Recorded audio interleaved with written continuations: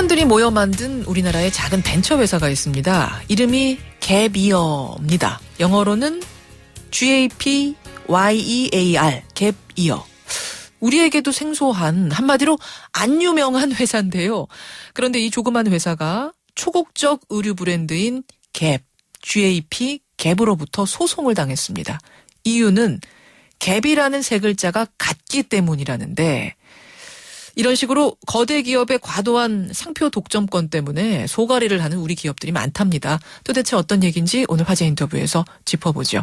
갭이어를 변호하고 있는 분이세요. 조우성 기업분쟁연구소장 연결이 되어 있습니다. 소장님 나와 계십니까? 네, 안녕하십니까. 갭, GAP 갭이라는 회사는 유명한 의류 회사잖아요. 네. 그렇죠. 근데 갭이 소송을 걸어왔다는 건 그러면 갭이어라는 우리나라 회사도 역시 의류 회사입니까? 그렇지는 않습니다. 이 갭이어란 말이 그렇게 유명한 얘기는 아닌데, 예. 세계적으로는 유명하더라고요, 보니까. 갭이어라는 것이 이제 잠시 학업을 중단하고, 예. 봉사나 인턴십, 여행 등을 통해서 자신의 진로를 설정하는 기간을 의미하는 것이고. 일반 명사예요, 그러니까. 예, 일반 명사처럼 쓰이는 것이고. 예. 한국의 기업도 정확한 명칭은 한국 갭이어입니다. 한국 갭이어. 예, 그래서 한국 갭이어는 이런 갭이어 프로그램을 한국에 있는 학생들에게 이제 전파하고, 한 200여 개 프로그램을 돌리는 이제 그런 이제 벤처 회사입니다. 학업 중단하고 미래에 대해서 계획하는 어떤 그런 프로그램들, 인턴십, 봉사, 여행 이런 프로그램을 연계해주는 이런 회사예요. 네, 그렇습니다.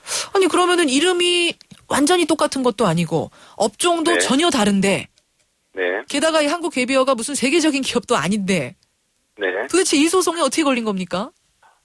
우선 한 가지 미리 알아두셔야 될 것은 이 세계적인 브랜드를 관리하는 회사들은 예. 브랜드 관리에 아주 관심이 많습니다. 왜냐하면 이런 브랜드를 하나 형성하는데 엄청나게 많은 시간이 들기 때문에 예. 혹시라도 이 브랜드의 명성에 손상을 가하거나 또는 이 브랜드의 명성에 그냥 부당 편승, 보통 프리라이딩이라고 하죠. 예. 이제 그걸 막기 위해서 엄청난 이제 많은 노력을 드립니다. 한국 갭이어와 이 갭과의 분쟁은 이렇게 시작됐습니다. 이제 한국 갭이어가 비즈니스 시작한 지 한 2년쯤 됩니다. 예. 그러면서 이제 2013년 12월에 특허청에 이제 상표를 출원을 했죠. 그랬겠죠. 한국 갭이어라는 이름과 코리아 갭이어. 이제 그랬더니 이제 의류 브랜드인 갭에서 이 갭이어란 말과 갭이 유사하다. 그래서 이제 이것은 원래 그 유사한 상표는 출원하게 되면 이의를 제기할 권리가 있습니다. 상표권자에게는. 예. 그러니까 말하자면은 이미지 갭이라는 그 세계적인 상표 이미지의 훼손이 될 수도 있고, 혹은 네. 우리의 명성에 갭이어가 묻어가는 거 아니냐, 무임승차하는 거 아니냐, 이런 것도 네. 갭에서는 문제가 된다 해서 소송을 건 건데, 예. 변호사님 보시기에 혹은 갭이어가 보기에는 이게 부당하다고 보십니까? 여기서 가장 본질적인 문제점은 갭과 갭이어가 유사하지 않다라는 것도 하나의 포인트가 되겠지만, 예.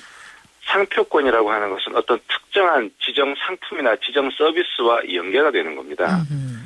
자, 우리가 알고 있기로는 갭은 의류 상품으로는 유명한데, 예.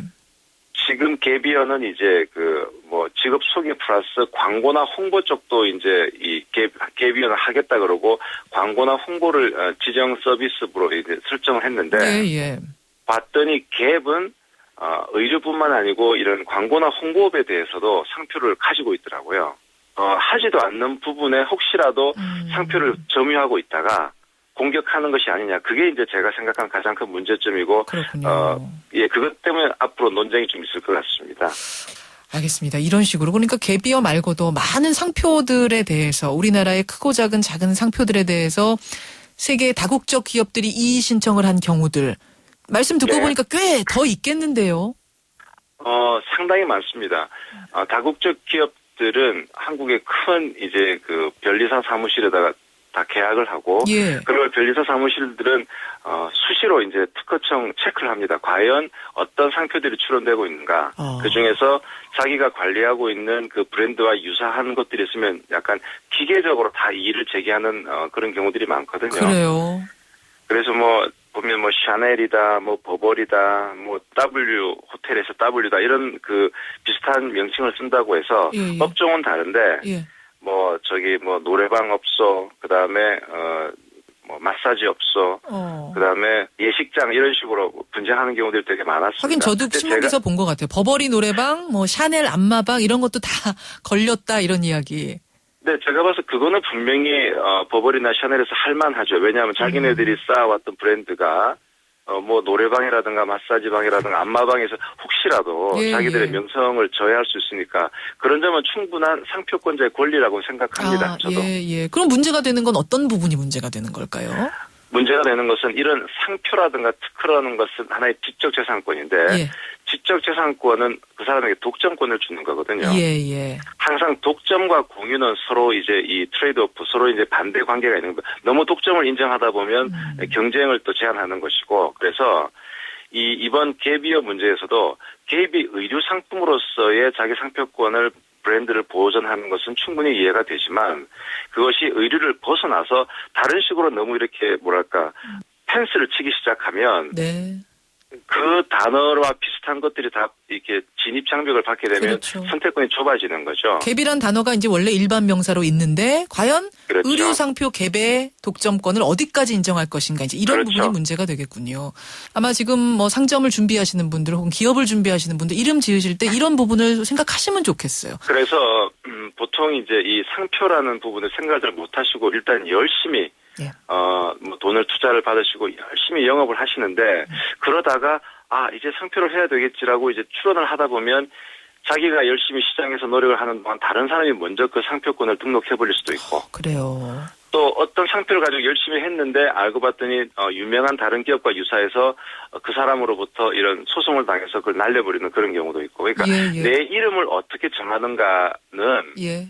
나의 얼굴이기 때문에 처음부터 상당히 그걸 주의를 하고 예. 좀 전문가의 도움을 받는 것이 필요할 것 같습니다. 잘못하면은 정말 반짝반짝거리는 아이디어로 만들어 놓은 어떤 우리의 기업의 어떤 이름, 이미지가 한순간에 다른 데로 뺏겨버리는 일도 벌어질 수 있겠어요. 그런 일이 아주 많습니다. 많군요. 네. 알겠습니다. 뭐 상표권, 네. 우리나라 기업이든 다른 나라 기업이든 존중받아 마땅합니다. 정당한 네. 권리는 존중받아야죠. 하지만 거대 다국적 기업이 과도하게 권리 행사해서 횡포 부리는 일은 없도록 우리 변호사님 네. 외에 여러분들이 좀 나서 주시기를 부탁드리겠습니다. 네, 알겠습니다. 예, 고맙습니다. 네, 감사합니다.